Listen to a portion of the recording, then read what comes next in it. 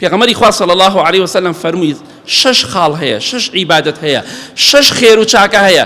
هەر کەسێک لەسەر ئەم خێر و چاکانە یەکێک لەمانە بمرێ، یەکێک لەم 6ە، خوای گەورە زەمانی بەهەشتی بۆ کردووە. ضامنا على الله أن يدخله الجنة. خوا دەیخاتە بەهەشتەوە. کێ زەمانی کردووە؟ من نا، تۆ نا، خوای گەورە. کەواتە ئەو کەسە ئاخر خێرە و ئینشاءڵڵا ئەهلی بەهەشتە.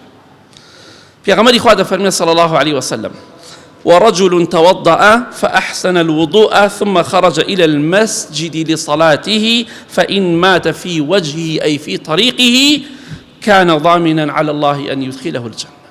هر کەسێک دەستێنش بگرێ بێ بۆ مزگەوت، لە ماڵەوە بێت بۆ مزگەوت، لە ڕێگای مزگەوتا بمرێ، لە ماڵ دەرەچی هەتا ئەگەڕێتەوە بۆ ماڵ، ئەلەو ڕێگایە بمرێ چێتە بەهەشتەوە ئینشاءڵڵا. زەمانی بەهەشتی بۆ کراوە، ئاخر خێرە.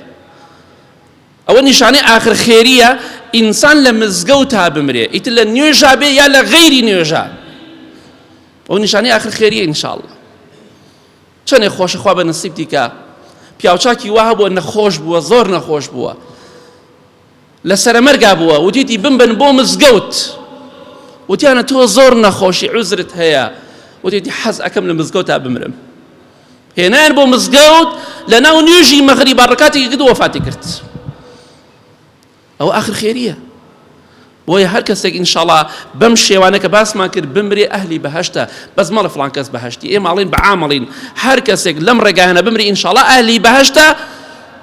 نیشانەی ئاخر خێریتیایە ئەو ئینسانە خوای گەورە زەمانی بەهەشتی بۆ کردووە. هەر کەسێک لە ڕێگای مزگەوتا بمرێت، لە ڕێگای مزگەوت بۆ هات بێ بۆ مزگەوت، نەک بۆ تەعەزیە، بۆ نوێژ بێت. ئەوە ئینشاءڵڵا بۆ دەرس خوێندن بێ، بۆ عیبادەت و چاکە بێ، ئینشاءڵڵا خوا زەمانی بەهەشتی بۆ کردووە. بۆیە بەردەوام لە کۆتاییدا دەڵێم بەردەوام بڵێن خوایان ئاخرمان بەخێر بگێڕی.